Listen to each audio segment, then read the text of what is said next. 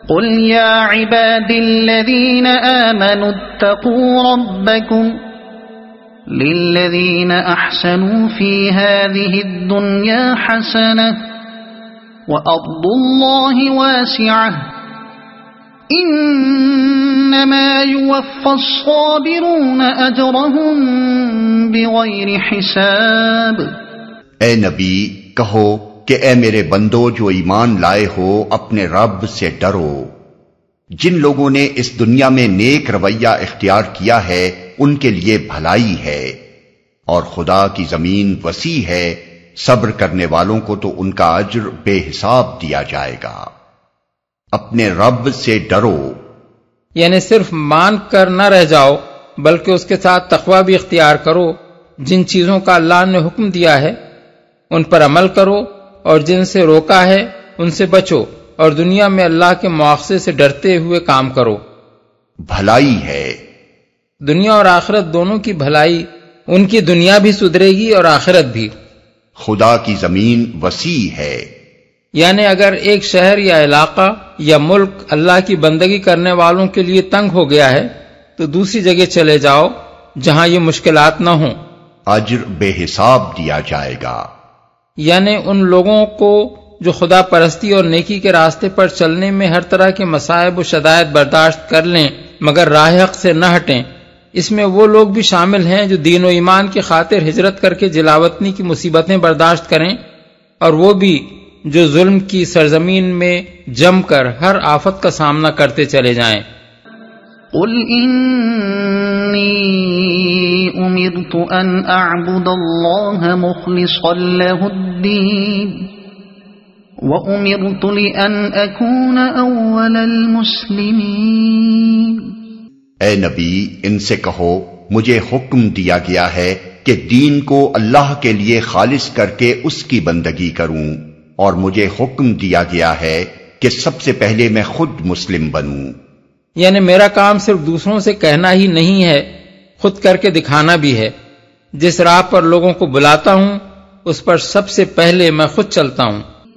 قل انی اخاف ان عصیت ربی عذاب یوم عظیم۔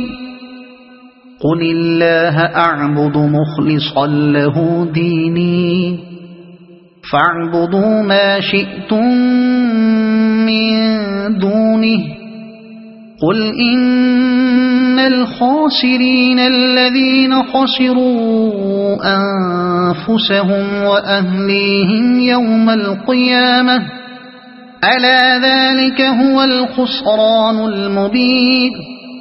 کہو اگر میں اپنے رب کی نافرمانی کروں تو مجھے ایک بڑے دن کے عذاب کا خوف ہے۔ کہہ دو کہ میں تو اپنے دین کو اللہ کے لیے خالص کر کے اسی کی بندگی کروں گا، تم اس کے سوا جس کی بندگی کرنا چاہو کرتے رہو۔ کہو اصل دیوالیے تو وہی ہیں جنہوں نے قیامت کے روز اپنے آپ کو اور اپنے اہل و عیال کو گھاٹے میں ڈال دیا۔ خوب سن رکھو یہی کھلا دیوالا ہے۔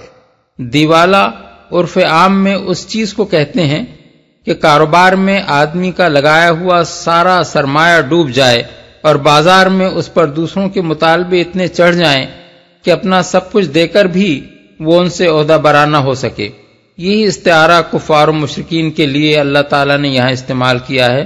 انسان کو زندگی، عمر، عقل، جسم، قوتیں اور قابلیتیں، ذرائع اور مواقع، جتنی چیزیں بھی دنیا میں حاصل ہیں ان سب کا مجموعہ دراصل وہ سرمایہ ہے جسے وہ حیات دنیا کے کاروبار میں لگاتا ہے۔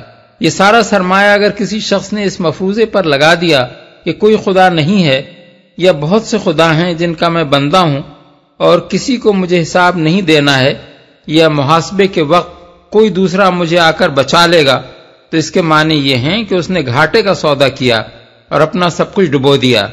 یہ ہے پہلا خسران۔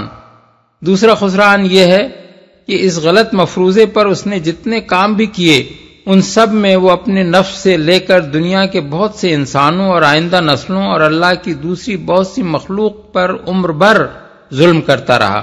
اس لیے اس پر بے شمار مطالبات چڑھ گئے، مگر اس کے پلے کچھ نہیں ہے جس سے وہ ان مطالبات کا بھگتان بھگت سکے۔ اس پر مزید خسران یہ ہے کہ وہ خود ہی نہیں ڈوبا بلکہ اپنے بال بچوں اور عزیز و اقارب اور دوستوں اور ہم قوموں کو بھی اپنی غلط تعلیم و تربیت اور غلط مثال سے لے ڈوبا۔ یہی 3 خسارے ہیں جن کے مجموعے کو اللہ تعالی خسران مبین قرار دے رہا ہے۔ لهم من فوقهم غلل من النار ومن تحتهم غلل ذلك يخوف الله به عباده يا عباد فاتقون والذين اجتنبوا الطاغوت أن يعبدوها وأنابوا إلى الله لهم البشرى فبشر عباد الذين يستمعون القول فيتبعون أحسنه أولئك الذين هداهم الله وأولئك هم أولو الألباب۔ ان پر آگ کی چھتریاں اوپر سے بھی چھائی ہوں گی اور نیچے سے بھی۔ یہ وہ انجام ہے جس سے اللہ اپنے بندوں کو ڈراتا ہے۔ پس اے میرے بندو میرے غضب سے بچو، بخلاف اس کے جن لوگوں نے طاغوت کی بندگی سے اجتناب کیا اور اللہ کی طرف رجوع کر لیا، ان کے لیے خوشخبری ہے۔ پس اے نبی بشارت دے دو میرے ان بندوں کو جو بات کو غور سے سنتے ہیں اور اس کے بہترین پہلو کی پیروی کرتے ہیں۔ یہ وہ لوگ ہیں جن کو اللہ نے ہدایت بخشی ہے اور یہی دانش مند ہیں۔ طاغوت طغیان سے ہے جس کے معنی سرکشی کے ہیں۔ کسی کو طاغی یعنی سرکش کہنے کے بجائے اگر طاغوت یعنی سرکشی کہا جائے تو اس کے معنی یہ ہیں کہ وہ انتہا درجے کا سرکش ہے۔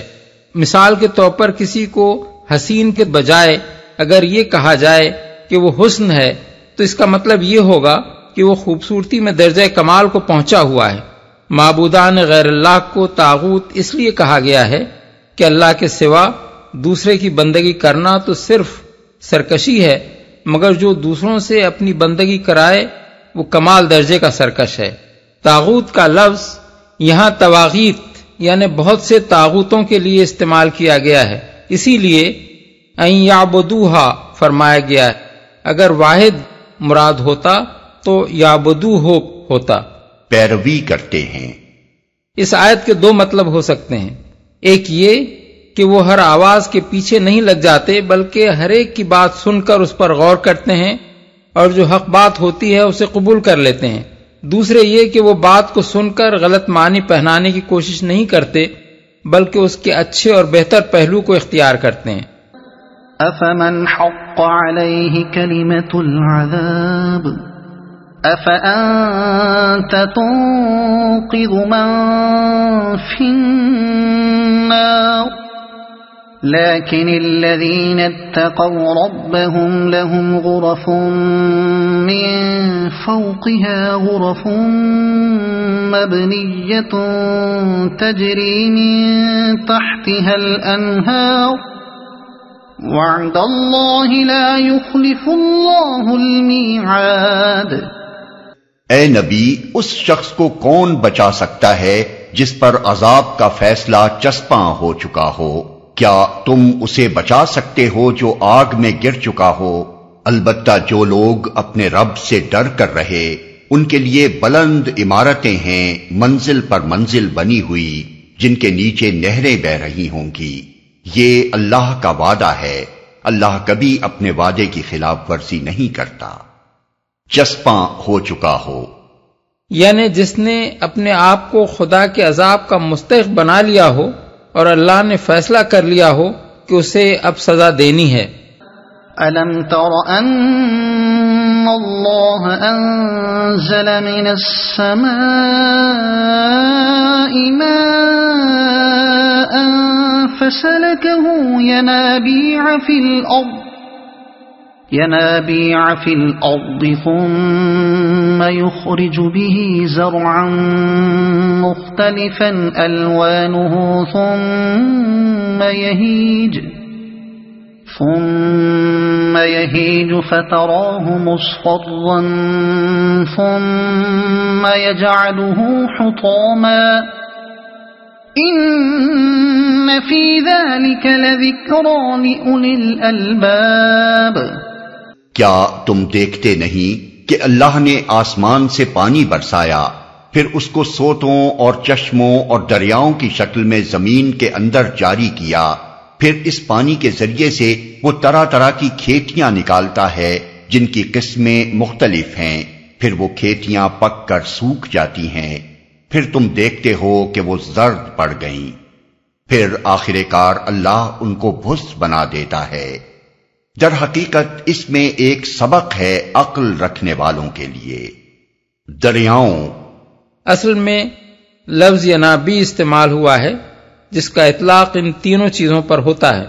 عقل رکھنے والوں کے لیے، یعنی اس سے ایک صاحب عقل آدمی یہ سبق لیتا ہے کہ یہ دنیا کی زندگی اور اس کی زینتیں سب عارضی ہیں، ہر بہار کا انجام خزاں ہے، ہر شباب کا انجام ضعیفی اور موت ہے، ہر عروج آخر کار زوال دیکھنے والا ہے، لہذا یہ دنیا وہ چیز نہیں ہے جس کے حسن پر فریفتہ ہو کر آدمی خدا اور آخرت کو بھول جائے اور یہاں کی چند روزہ بہار کے مزے لوٹنے کی خاطر وہ حرکتیں کرے جو اس کی عاقبت برباد کر دیں۔